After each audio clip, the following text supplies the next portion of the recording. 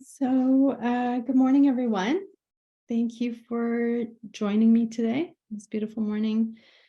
I'm so excited to present to you on the topic of mindfulness strategies to address burnout in parents of neurodivergent children.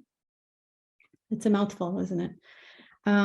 But before we begin, please note that the presentation will be recorded. So if you don't want to be recorded, you have the option of turning off your camera. And also feel free to engage in the chat only if you feel comfortable. So there's no pressure to participate.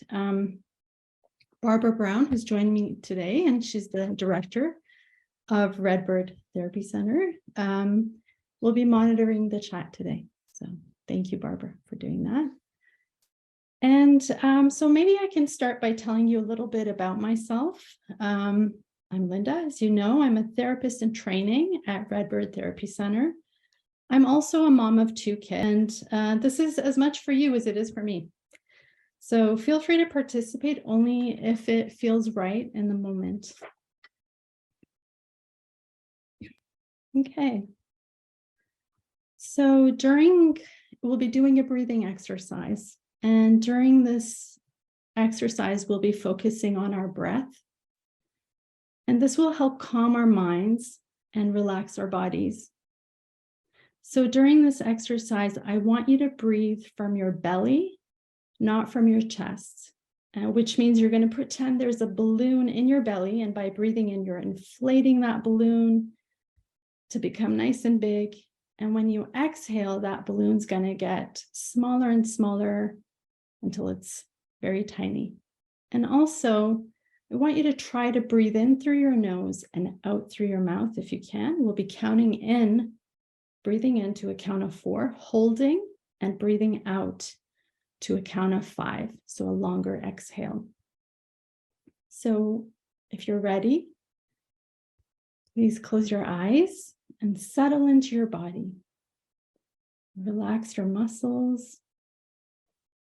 Start by noticing your breath and how it moves in and out of your body. So make no effort to change your breathing in any way. Simply notice how your body breathes. And your body knows how much air it needs. And when you're ready, start by taking a deep breath in, inhaling 1, 2, 3, 4, and hold. And breathing out 1, 2, 3, 4, 5. And one more time, breathing in 1, 2, 3, 4, and hold. And exhaling 1, 2, 3, 4, 5. And last time, slowly breathing in, 1, 2, 3, 4, and hold. And breathing out, 1, 2, 3, 4, 5. So keeping your eyes closed, take a moment to notice how your body feels. If it's feeling more relaxed and settled. And if it feels right for you, placing your hand on your heart, take a moment to thank yourself for taking a few minutes to do something in service of you and your health today. And when you're ready, start to reawaken your body. And slowly open your eyes.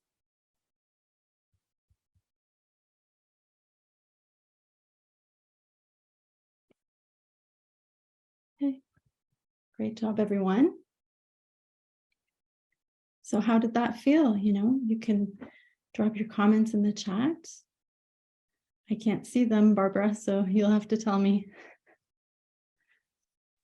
Okay, deal. I'll bring any comments in. Sounds great. Okay, I, for one, am very glad you did that. thank you. So am I. And so just moving on to what the agenda is for today. So I'll be speaking a little bit about parental burnout and why it matters. I'll talk about who it impacts and who's at risk for becoming burnt out. And I'll talk a little bit about neurodivergence and its role in the role it plays in parental burnout. I'll also speak about how burnout is assessed, and we'll do some exercises in between to see whether you're a parent who's at risk of burnout and how you're experiencing those symptoms of burnout. And next, I'll go on to introduce the concept of mindfulness, its benefits, and how we can use mindfulness strategies to reduce burnout in parents. And finally, we can have a discussion at the end where I can address any of your questions.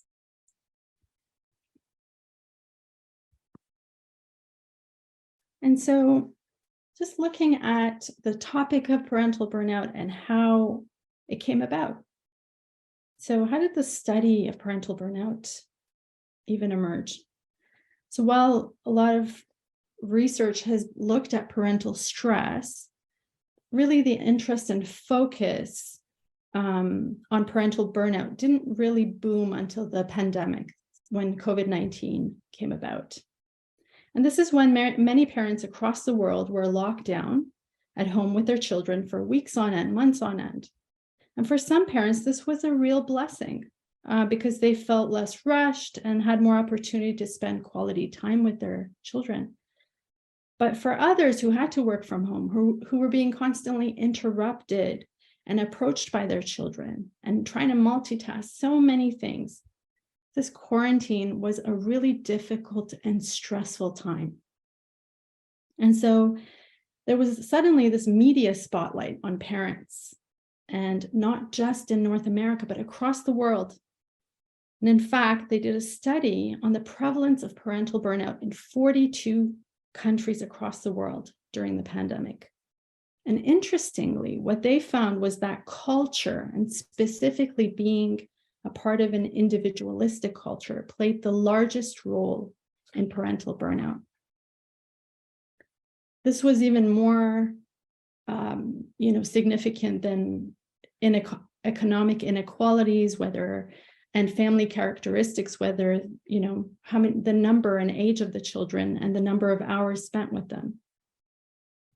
So I want you to keep this in mind because we're going to be talking about risks and resources and how that plays out in burnout. So considering how does our cultural values and conceptions and norms impact burnout? That's something to think about. But let's first start by understanding what burnout even is, right? So it's defined as a state of intense exhaustion related to one's parental role, in which one becomes emotionally detached from one's children and even doubtful of one's capacity to be a good parent. And parental burnout is obviously more extreme, more severe than parental stress. And when stress is left unchecked, it can turn into burnout if we don't address it. The term parental burnout is also used interchangeably with other terms like caregiver burnout, parental fatigue, and compassion fatigue. So what about the signs and symptoms of burnout? What are they? These can include intense exhaustion related to parenting, fatigue or exhaustion. It includes emotional distancing from one's children, so not wanting to spend a lot of time with or give affection to one's children. It includes loss of parental fulfillment, so not enjoying one's time with children and also not enjoying the parenting experience. And finally, a loss of parental efficacy, so not feeling effective or capable as a parent. These are all common symptoms of parental burnout. And so how do we assess burnout? Usually a clinical interview or assessment with a family doctor or with a psychologist is a good place to start, but there are also reliable and validated measures or tools, such as the ones listed here that assess burnout. And I won't go into these for the sake of time, but instead what I'm going to do is ask you to, if you're a parent, to fill one out. And if you're a clinician, maybe look at the questions if it interests you. And this assessment, which Barbara will share in the chat shortly, has been translated into more than 20 languages. It's called the Parental Burnout Assessment. And maybe we can take a few moments to fill it out if that interests you. And for others, you can maybe grab a drink or a beverage and come back and join us in a bit. Sorry, folks, the first link is the wrong one. The second link is the one. Just click on it and it'll open directly into the assessment. So it takes a few minutes to fill out. Once you're in, there are two buttons. And if you can choose the left button, that's the right one to take you to the survey.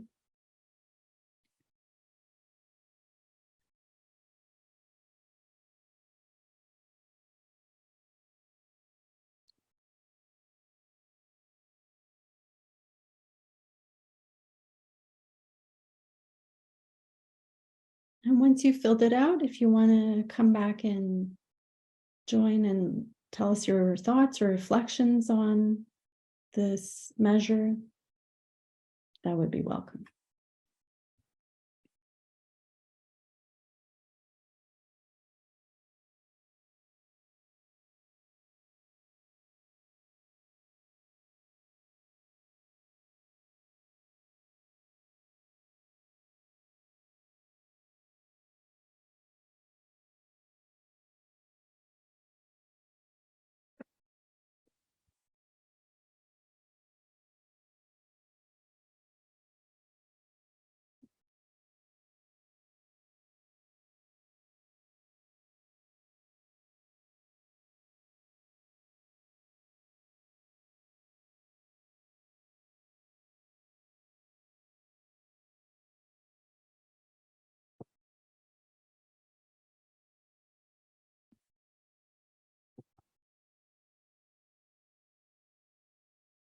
If anybody's having issues with the link, just let us know.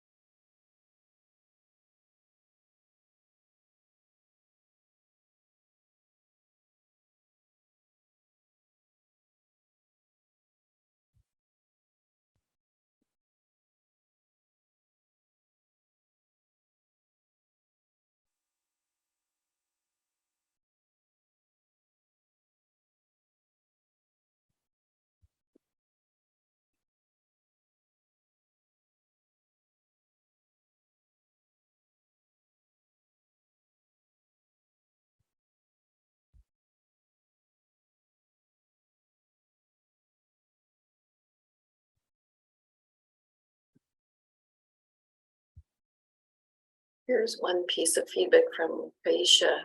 She said the quiz is good, but for her it makes some difficult feelings come up. It makes it worse to admit to some of these things. So it might be something when we come back to chat about if others are also feeling that. Definitely, definitely. And it's normal that it would evoke some feelings, some that it might even be unsettling, right? It makes us really reflect on how we're affected as parents.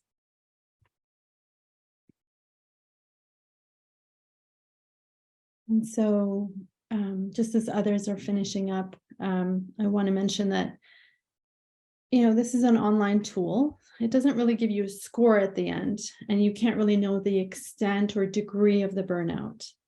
But it does tell you if you meet some criteria for burnout and whether it's something to look into further.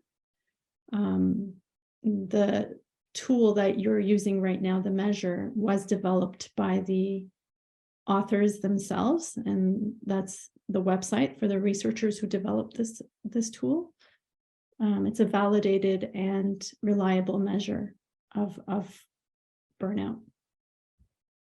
So something to consider, how am I showing up? How is burnout showing up for me? How is this impacting me, right? And we'll come back to this at the end. But if others have comments, please feel free to add them in the chat. Otherwise, I'm going to move on to the next slide. So let's talk about who develops parental burnout. And I want us to think about this in terms of risks and resources. The idea here is that a parent who has certain vulnerabilities and risks doesn't automatically become burnt out, right? That burnout is really the result of an imbalance between risks and resources. And an example is of a risk could be the challenges of taking care of a child with special needs. But resources could be the coping skills that a parent has learned, or the support that they receive from family and friends, as an example. So the composition of this balance is really specific and individual to each parent. But what we do know is that what is common to all burnt out parents is this imbalance between risks and resources, where there are more risks than resources. So I want you to take a moment now, and I want to get your input on your experience of burnout. What has parental stress, if you're still not at a burnout stage, or burnout been like for you as a parent? Or if you're a clinician, what has parental burnout been like for your clients? Also, what has helped you cope or prevent burnout?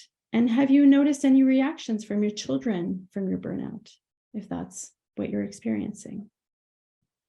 So feel free to add them in the chat. And if folks want to unmute at all and ask a question directly in, we can manage that as well. Yeah, Philip. Yeah. It's a virtual hand. You can put up and we're just jumping.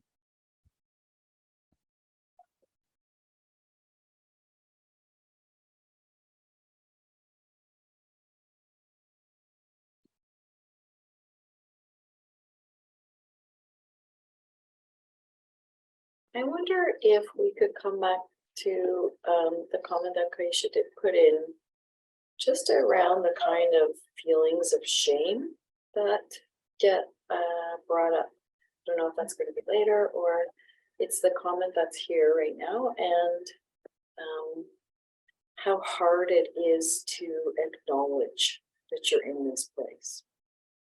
Definitely. And that's very common. Yeah. Yeah. Nancy's saying it's been difficult as one. She has an adult child who's autistic living with her, and it takes a lot of energy, leaving her with less time and energy for her two younger kids. Mm-hmm. And Angie says, oh, so much shame. Yeah. Right. Absolutely.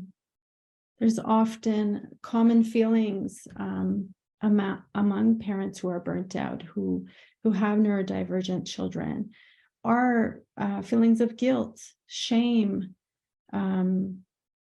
sometimes feeling inadequate because there's so much on your plate. These are very common. It's normal to feel overwhelmed and overstimulated and exhausted, are very common to parents in this situation.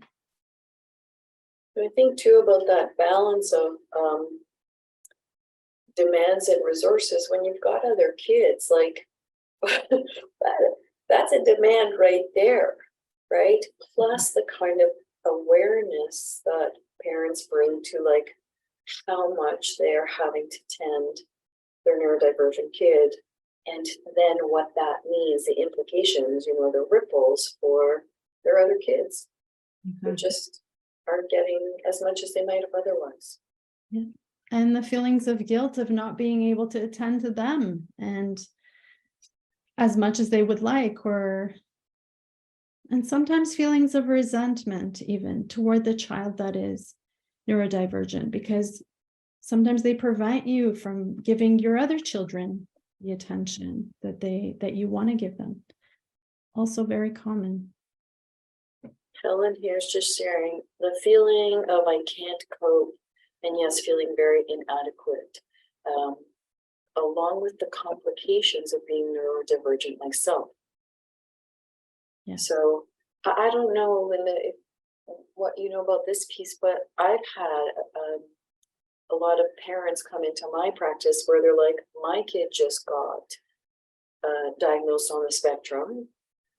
And it made me realize I'm on the spectrum, or my kid just got ADHD diagnosis. Holy smokes, I'm ADHD, right? And that the complications from that. Yes. Oh, we're getting lots of comments now. It's great.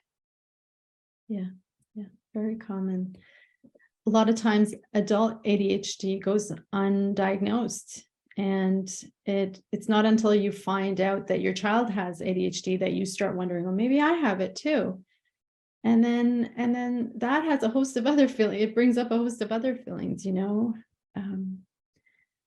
it can add to the guilt and shame as well, but also helps sometimes to understand the child a little bit better because you know where they're coming from too. It's a lot. It's very complicated, but yeah, very good point, Barbara. Was not my point. I'm reading. I think that was Helen. We're going to give all the credit to Helen.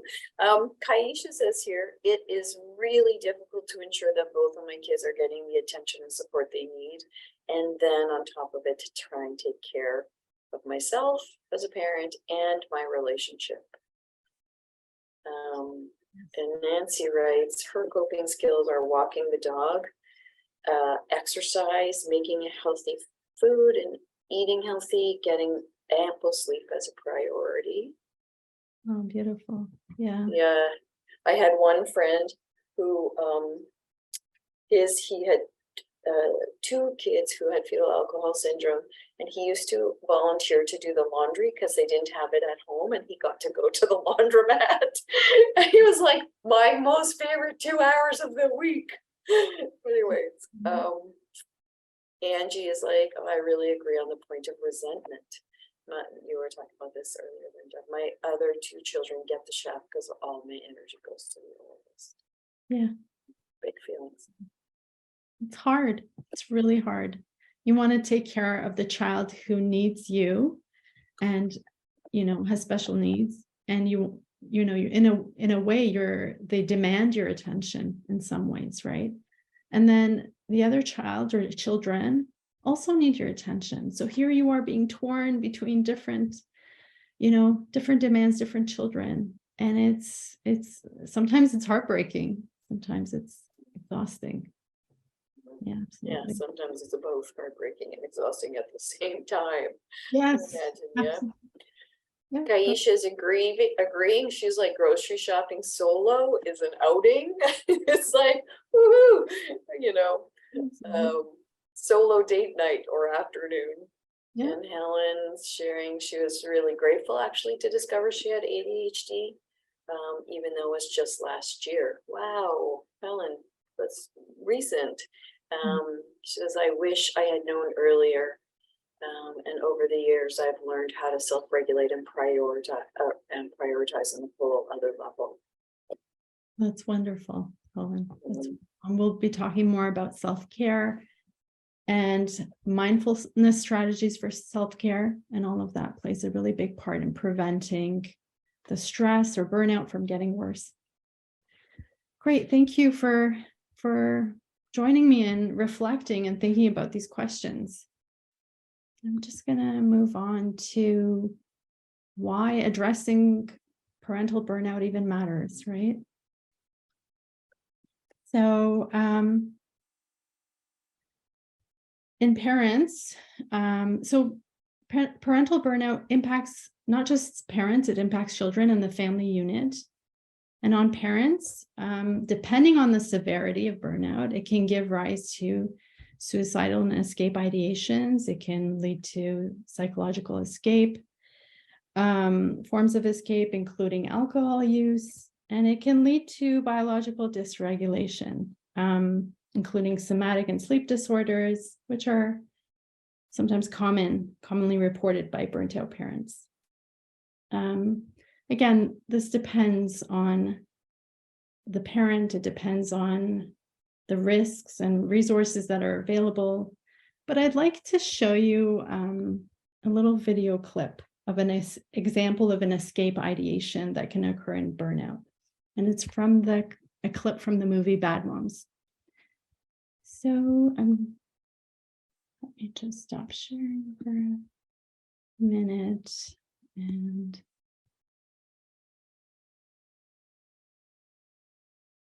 just as you set that up, this little clip, and some of the sharing earlier, for me, it's like a reminder that one of our resources is our ability to laugh, right? At ourselves, at the situation, and the kind of relief that can sometimes bring. absolutely, I agree. Okay, just bear with me. Technology slows me down at times. Okay.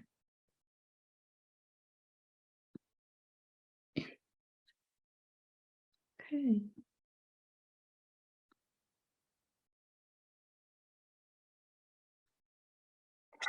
Sometimes when I'm driving all by myself, I have this fantasy that I get into a car crash. Not a big one with fire and explosions, but just like a little one. But I do get injured and I get to go to the hospital for 2 weeks and I sleep all day and I eat Jell-O and I watch so much TV and it's all covered by my insurance.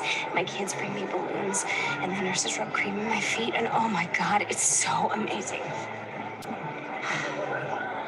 Is that like something you guys fantasize about too? No.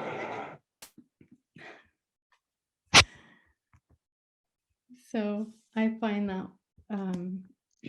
that clip really resonated with me the first time I saw it, and it's an example of an escape ideation, right? Let me just get back to the screen here.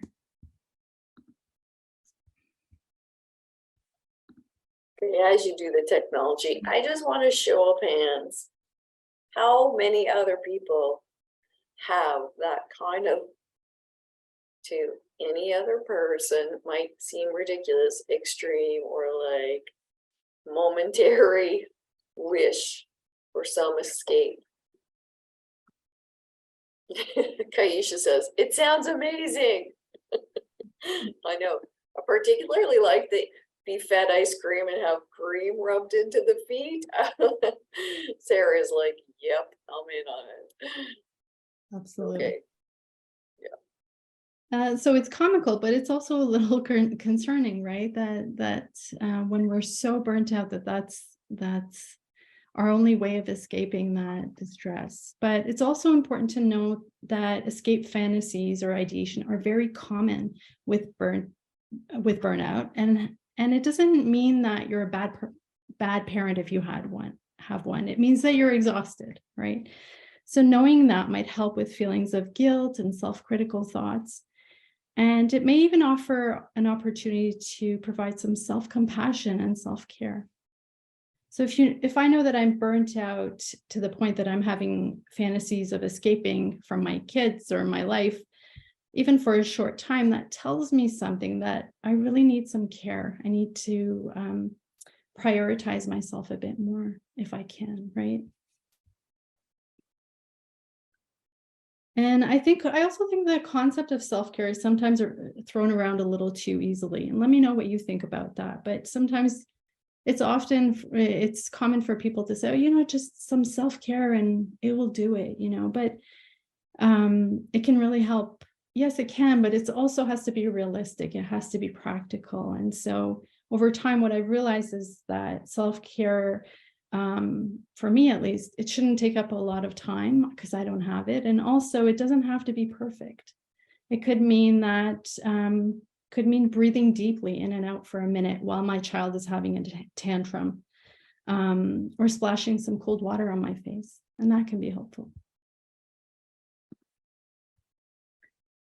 So other than the impact that parental burnout has on parents, it also impacts children as well, as we know. And this is not to add to your guilt, believe me, but it can. The facts show it can increase neglectful and violent behaviors toward children because there's increased conflict, right? And it can deteriorate the parent-child relationship. And that's something most parents don't want. It can impact couples and families by increasing conflict, and it's further reinforced by conflict. So more conflict can lead to more burnout and vice versa. So it can become cyclical. And some factors that make us more vulnerable to burnout include having perfectionistic attitudes, especially about how we care for our kids, our home, our jobs. There's a quote that says, "There's no way to be a perfect parent, but a million ways to be a good one." And Donald Winnicott, a developmental theorist and analyst, talks about being a good enough parent. And this again is meant to challenge the idea of the perfect parent because it's impossible. Other factors that contribute to burnout include using ineffective coping and stress management skills. And the good thing here is that these skills can be learned, right? And mindfulness is a skill that helps to manage stress. So it's a coping and stress management skill right there. And those who lack emotional and practical support tend to have more burnout, as well as those who work part-time or are stay-at-home parents. This was new to me because I actually thought it was the reverse, but where full-time parents, I thought full-time working parents would be more burnt out, but it's a lot of research supports that stay-at-home parents actually have more burnout. And lastly, if you're taking care of a child or children with special needs, you're more likely to be burnt out. Linda, quick question. Yeah. Do you think that the stay-at-home parent is at greater risk of burnout because they don't get those times of relief? We talked about going do laundry or going grocery shopping, or is it that kind of like it actually gives you the escape for a bit of time? I think that plays a role, and there's some research into that, but also I think with some of these studies, you don't really know if those who are being who are working from or stay-at-home parents or working part-time, if that was out of their own choice or volition, or if they had to stay. So it may be. I think that certainly plays a role, but there are different factors there, and I think still early in the research on this. So.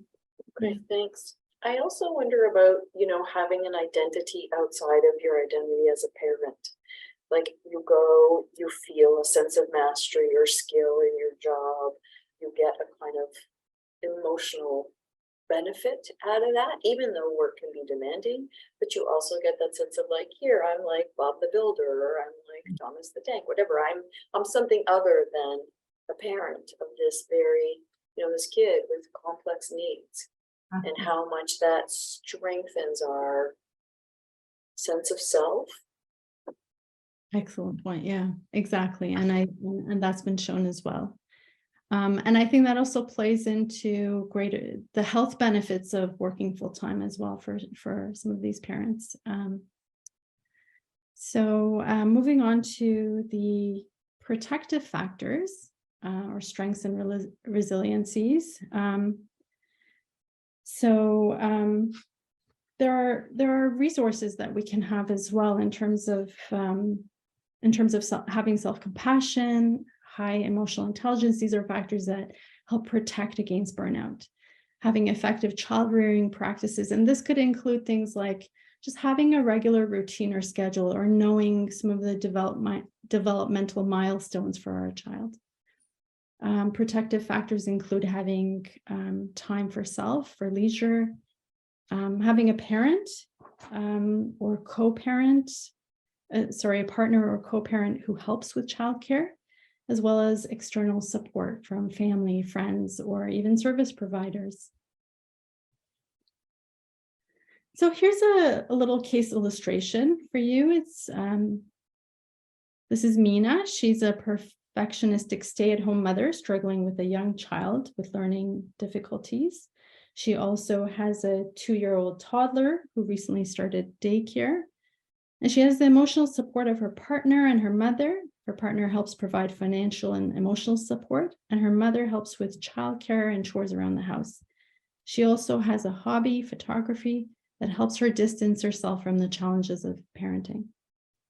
So I want you to think about Mina for a second and the risks and resources that are apparent here for her, and whether she's at risk for burnout.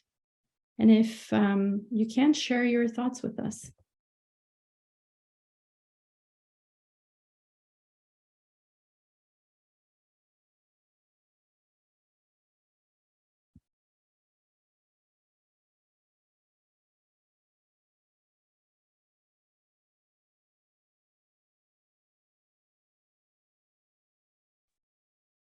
Right now, the chat box is a bit quiet. Let's think about, like, if we were to make a bit of a list and think about Mina, what's on the side? Okay, so Nancy is like, she seems to have some good protective factors, right? Yeah. So B's identifying the risks are stay at home and perfectionism tendencies. Yeah. What are the protective factors? Nancy, you're saying she's got quite a few.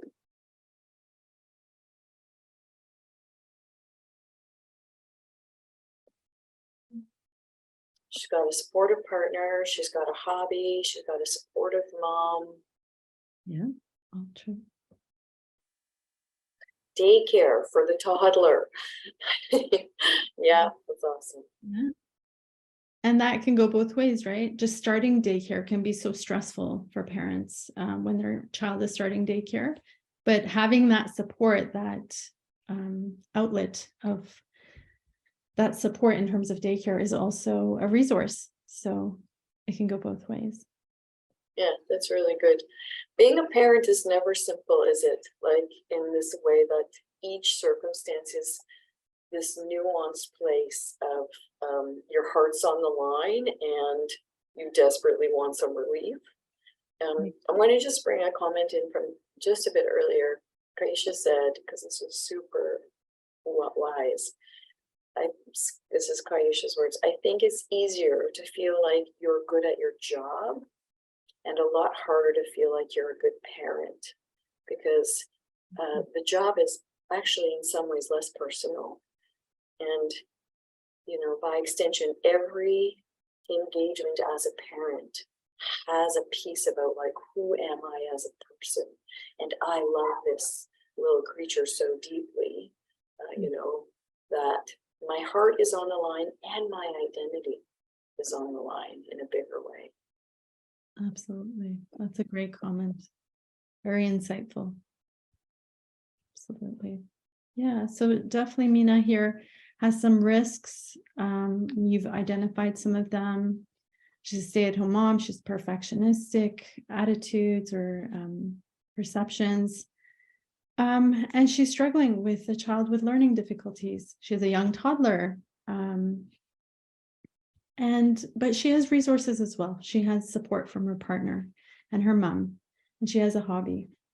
And there could be other factors that we don't know about when we think of someone, whether they have financial support, whether they have high emotional intelligence or support from family and friends. And so it's hard to really know if this person is at risk of burnout until we assess and we see it from their perspective as well. So it's very individual.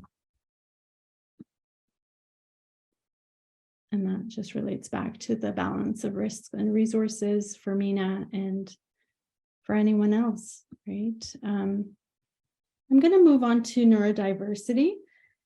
And this is a big topic, but I'll just cover it briefly. And so what is neurodiversity?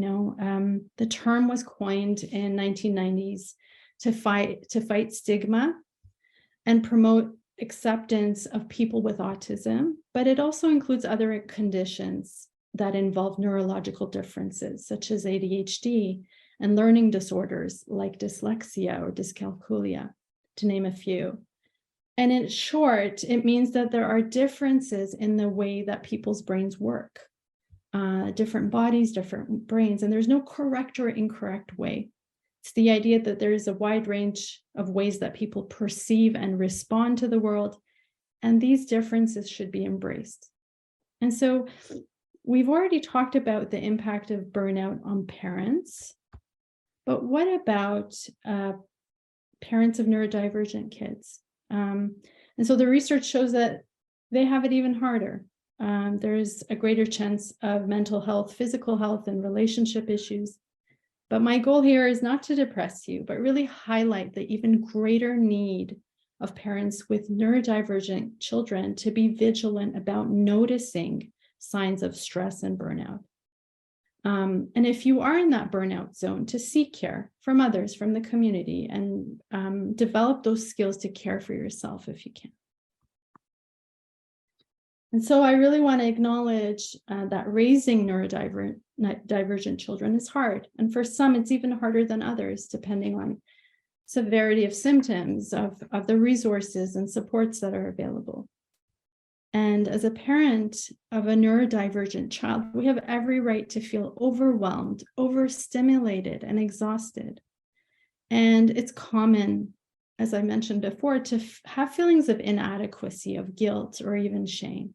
And many of us feel lonely and isolated. But I also want to remind you that we all have resources as well.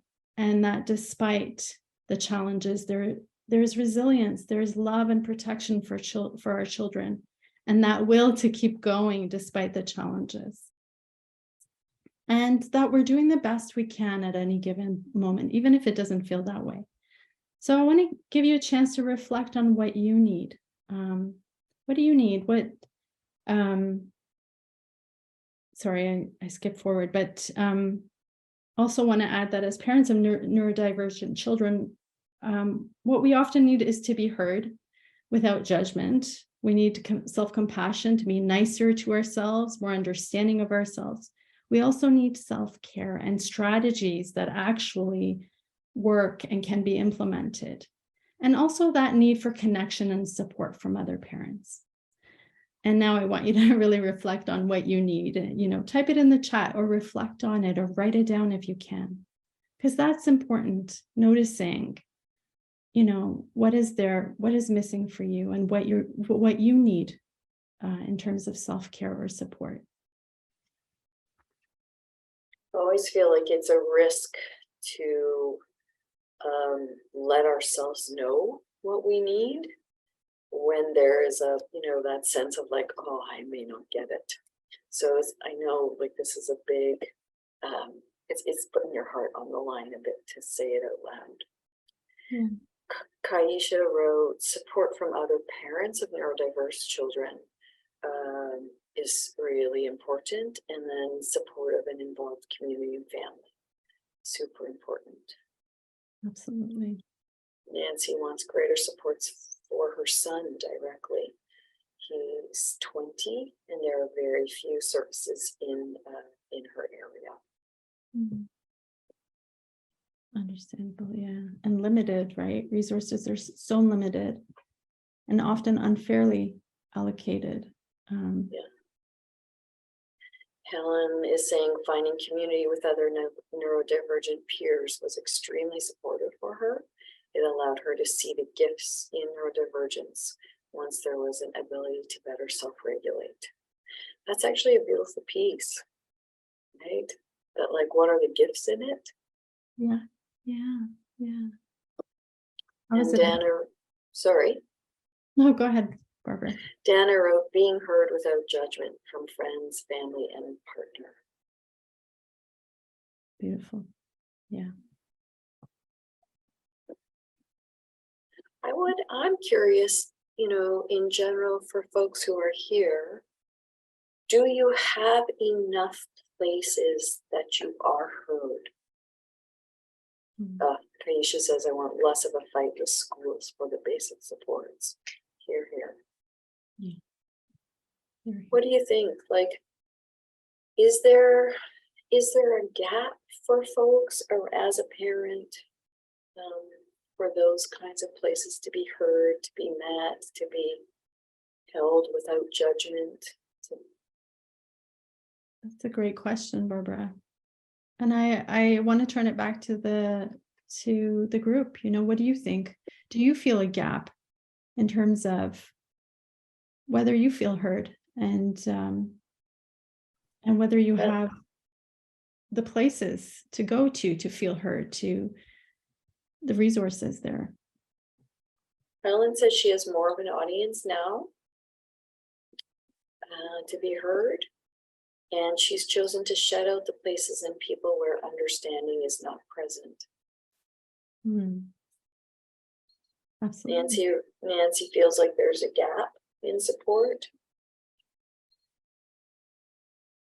No, I think that's a really interesting piece, Helen, about the what you let go of, or who you let go of, as well as what and who you bring in. Like that is a really conscious decision-making process. Absolutely. Beautiful, Barbara. Yeah. Kaisha says, absolutely, there is a gap. It is especially hard to have a supportive community with other neurodivergent kids because all the other parents are burned out as well. And engaging with others, even if it's needed, is hard when you have no energy to do it. That's an excellent point. It's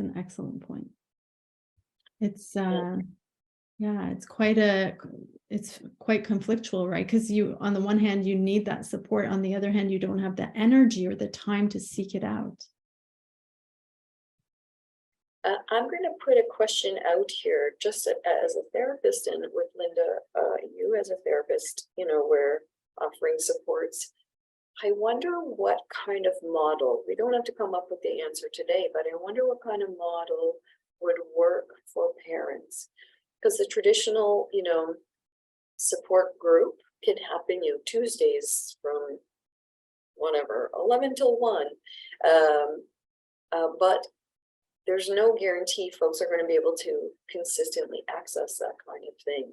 And I wonder if there might be a more creative modality, 15-minute check-ins or building a network. I don't know. Anyways, just something that I'm curious about. That's creative. Angie said here, I struggle with people who outright deny that ADHD exists. Yeah. Sarah says, I have definitely had to figure out friends that are safe places and friends I need to distance from. Yeah. And Nancy, there seems to be more awareness of neurodiversity in general, but not a lot of community support for adults on the spectrum. That, for me as a clinician with adults, has also been the case for sure, trying to find services for adults have been super hard. Yeah, that's a very real reality. Okay, thank you everyone for your comments and reflections. I'm gonna move Nancy. on. Oh, go Okay, ahead. and one more comment. Nancy says, I like the idea of having a Zoom session once a week for caregivers. Okay, so maybe at Redbird that we start to think about, and with folks who are here, we start to develop some things that might work in the reality of your lives, and we, I think it might be a little trial and error where we collaborate with you if folks are interested to build something that works. Yeah, that sounds great, Barbara. I'm writing this down. Kaisha says she wants a group she can bring her kids to that you don't get kicked out of. Honestly, great idea. Yeah. Great idea. Beautiful.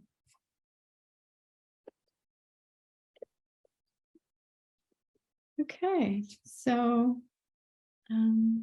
thank you for that. Thank you for your insights and being vulnerable enough to share some of that.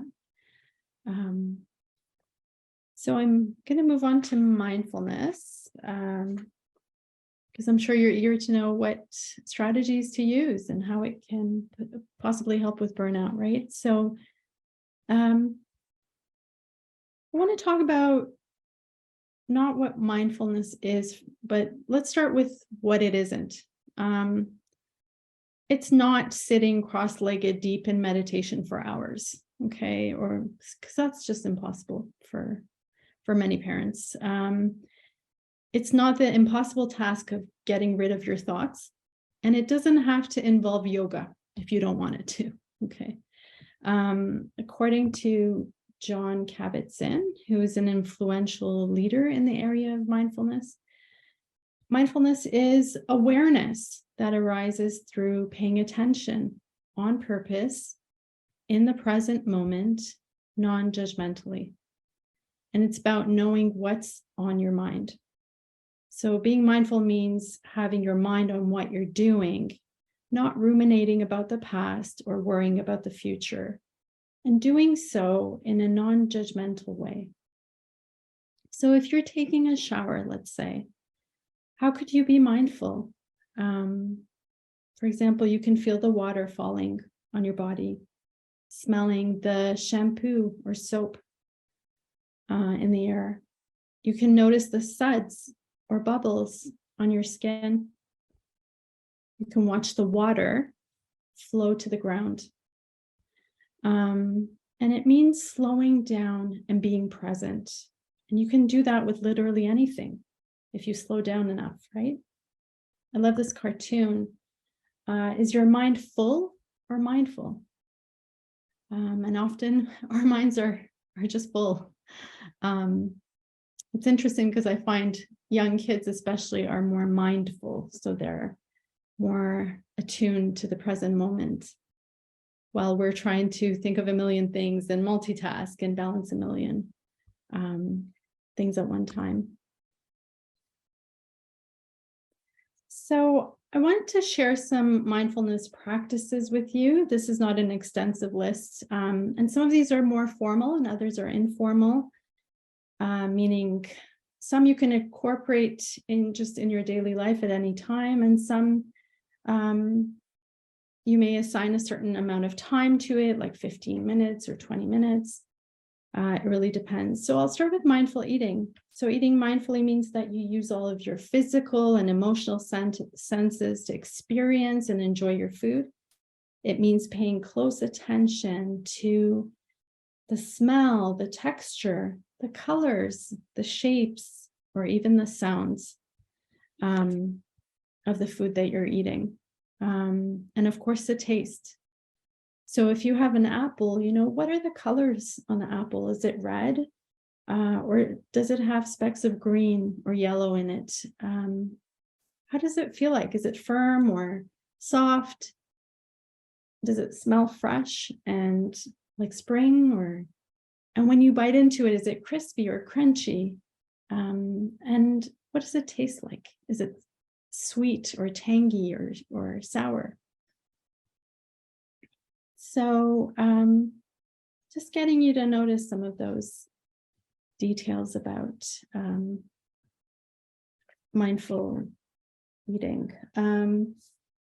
Mindful walking, on the other hand, well, actually very similar to eating, is about noticing your environment and surroundings as you walk. So if you're in nature, noticing the colors of the trees, shapes or texture of the leaves or branches. If there's any movement in the branches in the wind, and the smell of fall leaves or spring flowers. And the idea behind this is to really help you regulate your nervous system and distract from any intrusive thoughts. It's about being in the present moment.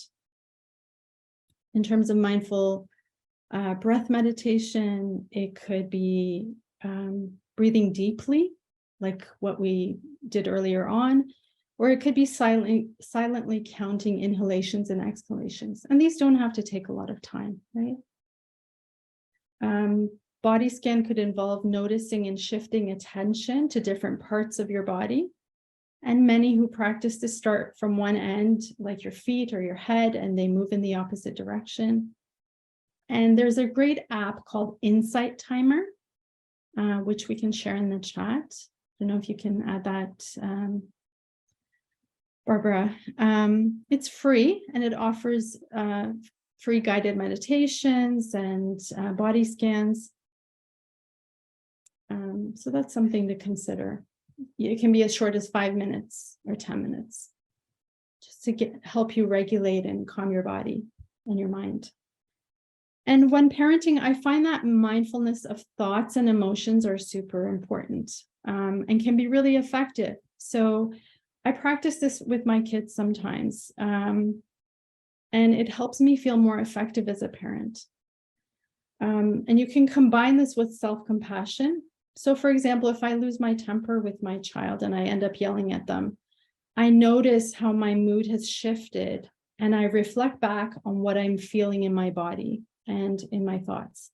So am I tired? Am I feeling nervous or angry with a colleague? And how has my mood impacted my child? Are they sad and crying, or are they angry and upset with me? And instead of reacting like I might usually do and tell my child to stop crying or start self-criticizing, instead, I might just pause and tell myself that it's okay, that I'm stressed, I've had a long day, but I'm doing the best I can. And I might try to repair with my child. And that's a key point there. So I might say, I'm really sorry, Mommy lost her temper. I didn't mean to hurt your feelings. Mommy's just a little bit stressed out today. And that really works for me. Again, you have to see what works for you as a parent. But the idea here is that when we are mindful of our thoughts and our emotions, it can help with self-compassion, and it can help repair with repairing any sort of difficulties or issues that come up with our children. It can help with that. And lastly, mindful living. So remembering that mindfulness means to be present in the moment.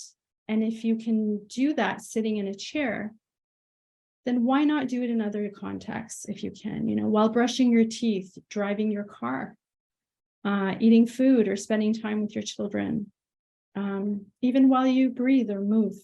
And all of these are opportunities to apply mindfulness, to be aware. So if you're willing, I thought we could try another mindfulness or grounding exercise. And this is called the 5 senses exercise. Or if you rather, take a moment to yourself, that's okay too. So just taking a moment and settling into your body and relaxing your muscles. Maybe taking a deep breath in and letting it out. And just start by noticing 5 things that you can see. Could be items on your desk or table. What are the colors or the shapes? or textures that they hold. You know, if you're near a window, what color is the sky or the clouds? Can you see the different shades of gray or white?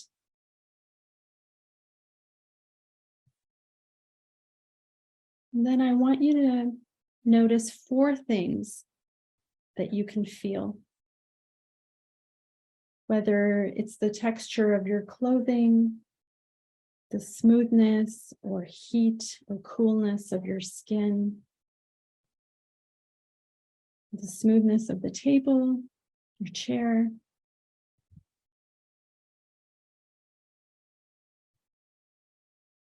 Now noticing 3 things that you can hear. So is it the sound of my voice? The sound of your inhale and exhale? Maybe the sound of a ticking clock, or people or pets in the background.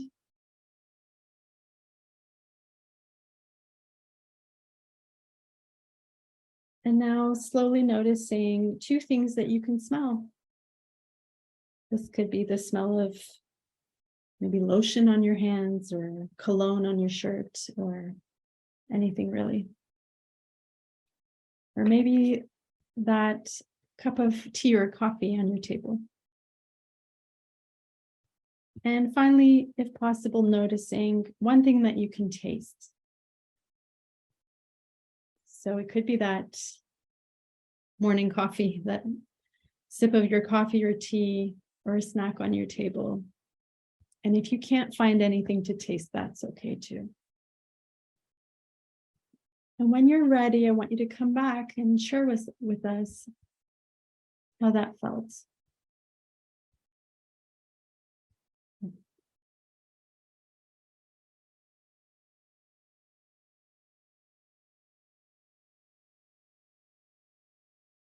And some mindfulness tasks or practices resonate more than others. So you really have to see which one fits you, your lifestyle, your interests, what resonates for you.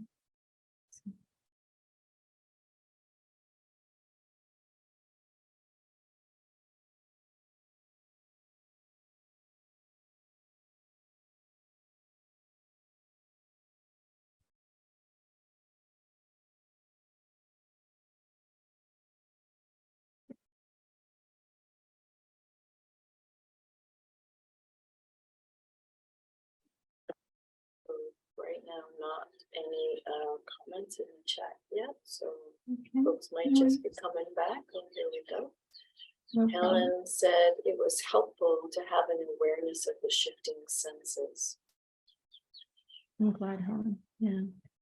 Can really bring you into the moment, especially when it's so hard to do that at other times or during the day. You know, we're so distracted by all the doing, right? All the things we need to get done. It's hard to really just slow down and notice these things. But it can really help to regulate our nervous systems. And that's really the purpose behind it. So sometimes it can even sound silly, right? Like, yeah, I've noticed that, but when you really slow down and notice it has a calming effect. Anisha wrote, I like the 5 senses exercise. It works well with my brain and helps me be more aware of my body and the present moment. Beautiful. I'm glad it resonates. Yeah. One thing I really like about it is how I have to use my mind to shift that focus, you know, and like, oh, I'm here for a minute, and then I have to purposely like consciously move and notice another sense. And I like having that sort of sense of directed control almost, or attention. Absolutely. Helen adds in, I do a body scan and use colored light imagery for mindfulness to slow myself down and get more present. Great idea. Beautiful. Okay. Thank you for sharing your thoughts, your experience of this task. Oops. Okay, so moving on to the 9 attitudes of mindfulness.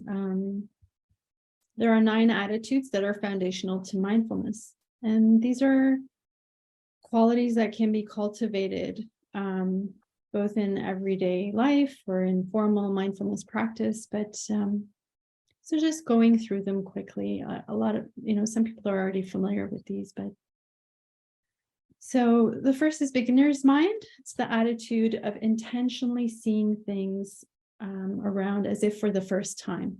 Okay, it's that sense of curiosity and seeing the present moment in a fresh and open way without labeling or having any preconceived opinions. When you think of your child, think about or your experience of parenting. What would be a way to look at it in a fresh or new perspective? It could be that your child typically responds in a certain way and you have a certain specific response to their reactions and it's sort of on autopilot. How can you step back from that and just look at it differently? Be curious. What's going on for them? What's going on for me as a parent?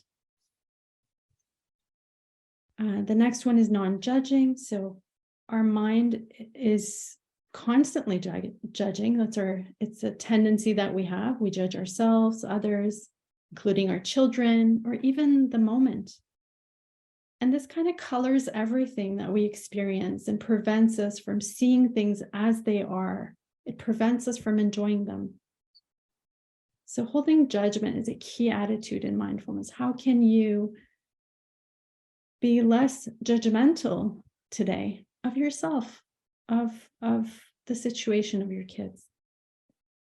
Acceptance is another attitude. It means actively recognizing that things are the way they are, even if they aren't the way we want them to be. And often acceptance is a first step before change. Letting go is the opposite of clinging or grasping. And it means accepting that sometimes things that are pleasant will end and letting things be as they are. The attitude of trust in yourself and others. It means listening to signals in your body and intuition. So how can we do that as parents? How can we trust ourselves or what's showing up for us in our bodies and our intuitions? Patience. So as parents, we're always rushing to get to the next thing, forgetting to slow down and be in the moment. Patience means allowing events to unfold as they occur.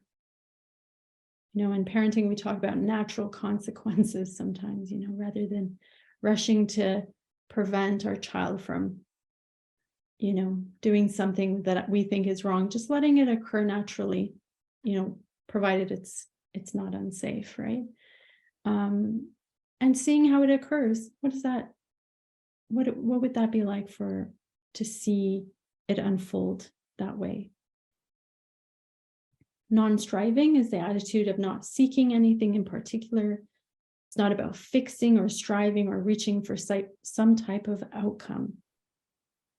It's the difference between being, so that being mind versus doing. It's not about having no goals or being aimless, but it's really about the ability to go with the flow and focusing on the process and not the outcome.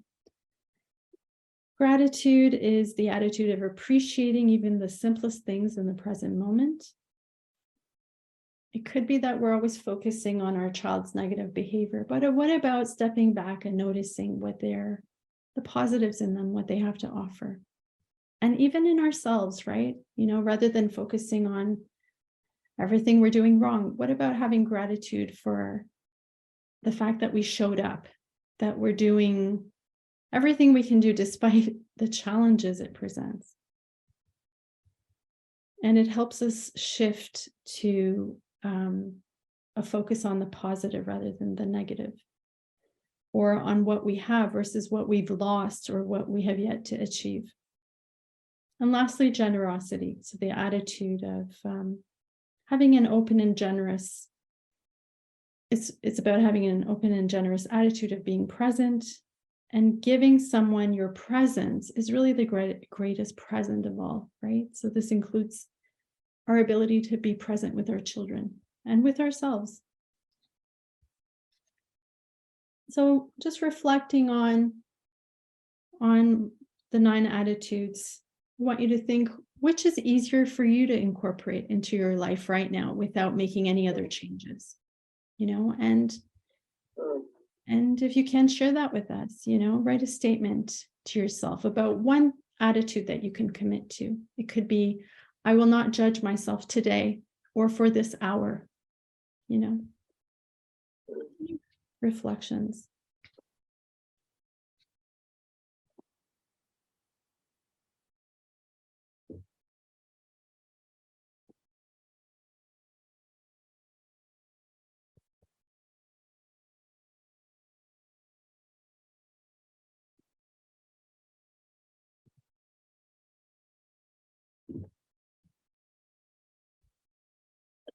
Recognize in a way this is a really big question, right?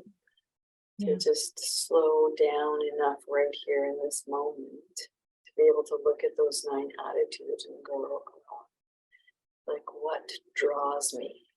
If I had a little magnet inside and it was pulled, what of those 9 most draws me? Yeah. And then that nuance piece of, okay,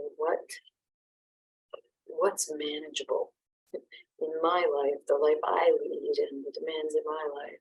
What could I reasonably commit to? And like, say with a fair amount of oomph and readiness, like, okay, today, just for today, or each morning, I'm going to affirm I'm going to trust I am doing the best I can, and so is everyone else. Yeah, or whatever. Yeah. It is. I agree, Barbara. It can be challenging to, absorb this, to sometimes it's not easy to accept it even, but it's, what part of it is manageable? What part of it is does resonate for you? Helen shared that she loves the beginner's mind as it incorporates curiosity and patience. Beautiful. Yeah. And Kaisha said it's easy to be drawn to many of these, but really hard to put them into practice. Yeah. Reality. Absolutely. Absolutely. And again, it doesn't have to be perfect, right? It could be one little tiny piece of this. The measure I use is if I think, oh, I can't do it, I'm like, okay, I'm thinking about it too big. Go smaller. And then if the next thing I think of, I'm like, oh my God, I have to meditate for 10 minutes a day. And I already feel dreary or like dread about it. I'm like, okay, that's still too big. If I say, I'm going to write a statement down and say it every morning, and that's still too big. What would it be like to write something on a sticky note and put it on your bathroom window and like read it while you're brushing your teeth? There's one action you do to set you up for later. But for me, it's like get smaller, get smaller, get smaller until I'm like, okay, I could do that. Absolutely. Breaking it down so that it's manageable. It also has to be appealing to you, right? It has to resonate. So, and some will more than others. If you know that you often judge yourself quite harshly, that might bring up some feelings, right? Like maybe that's something I can work on. It's pretty hard to do, but can I just do it? Can I just not say anything bad about myself for 5 minutes or 10 minutes or an hour? Starting small. Okay. Honestly, getting out of judging mind for 5 minutes is hard. It's hard. There's one more comment here.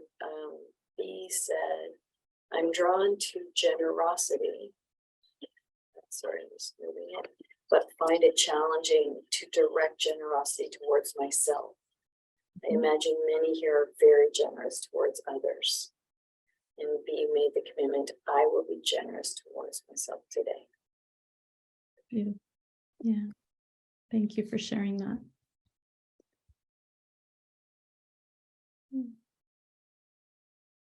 So if there are no other comments, I'm going to move on to the benefits of mindfulness. So there's hope, right? Here's a strategy that can that has positive benefits on your body, on your mind, even social benefits. So mindfulness has been found to improve sleep and attention, and even cognitive functions like memory and attention. But also, they've done studies on individuals who've attended 8-week mindfulness programs and have found that just 8 weeks of attending these programs and of practicing mindfulness can reduce stress, feelings of depression, anxiety, loneliness. And it's been found to improve self-care practices like exercising, and even have positive effects on relationships with family and friends. And so what do parents gain when they practice mindfulness? It's been shown to reduce stress and depression in parents, increase presence with their children. They can gain greater connection to themselves, their bodies, and even recognize symptoms of burnout a little bit more quickly before it worsens. As well, mindfulness can help cultivate compassion for yourself, for your child, and even improve emotional regulation. At least that's what the research shows. And this is especially important for parents of neurodivergent children who are at even greater risk of burnout. And finally, a little bit about self-compassion. So mindfulness and the 9 attitudes often encompass and cultivate self-compassion. And self-compassion is linked to healthful behaviors and outcomes. So some key components of self-compassion are cultivating presence, a sense of presence in the face of suffering, and having self-kindness. So often that goes hand in hand with decreasing self-criticism when we improve our sense of self-kindness. And self-compassion involves understanding there's a common humanity and a universality in our suffering, which can help us feel less isolated. So we'll be sharing a handout, and in there's a list of resources. As part of that, there's a book on self-compassion for parents, and I highly recommend that book for parents especially for parents who have a lot of self-critical thoughts. There are also a number of self-compassion courses offered through organizations like Mindfulness Every Day and Center for Mindful Self-Compassion, and all of that is in the handout as well. And finally, I just wanted to briefly cover additional strategies aside from mindfulness that can be helpful with preventing burnout. And some of these have to do with challenging the way that we approach our own standards and goals. So challenging perfectionistic standards can help us reduce pressure to be perfect parents, which we know is something that's unrealistic and impossible even. Also challenging unrealistic societal expectations of parenting, which is so real. Like we have these expectations that parents, and especially mothers, need to be some type of superhuman creature who takes care of the children, the home, and excels in their jobs, all with a smile on their face. And that's simply a lot of pressure on a lot of parents to do it all. It also reflects that individualistic culture that we have, where and the lack of supports, and that doesn't help with that mindset. Cognitive reappraisal is a key component of CBT. And CBT has been found to be helpful. So cognitive behavioral therapy has been found to be helpful in reducing burnout in parents. So just another strategy there. Setting boundaries. I firmly believe that setting boundaries, simply saying no when you can, right, can go a long way in reducing burnout. Asking for help and support from family, friends, community, even a therapist, is key to reducing burnout in parents of neurodivergent kids. It really does take a village to raise a child, especially one who has special needs. And self-care. So again, doesn't have to be a mindfulness approach. Many shared that, sometimes taking a walk, or maybe seeing a friend, watching a film or comedy, or taking a bath can be helpful. So in total, what I hope that you're taking away from this presentation is that you have a greater insight into what parental burnout is, why it matters, and who's at risk for it. I hope that it's helped you understand that burnout occurs when there's an imbalance of risks and resources, and that having a child who is neurodivergent doesn't always equal burnout, but the risks can be there, right, if it's not balanced with the resources. And one of those resources can be mindfulness. So we now have a better idea of what mindfulness is, and including the 9 attitudes, and we got to practice a little bit of some of those mindful strategies. And hopefully that's been helpful. So I think there is a handout that we'll share with you. I'm just going to jump in here. I think you have a slide. I know we're going to open up to a bit of discussion, but we're going to stop the recording before then. Here's some extra resources. I just want to highlight Linda's services. So can you go back to the one with your contact? Thanks. Linda has been a therapist in training with Redbird Therapy for the last year. She will be staying on as an associate. We're really happy to have her. So she will be still available through Redbird if folks want to reach out and connect with her. You can see her bio on the website. Her email is on this slide, and we'll make sure to have her email contact available in the handout that we're going to send. It'll come through MailChimp. Again, with a survey.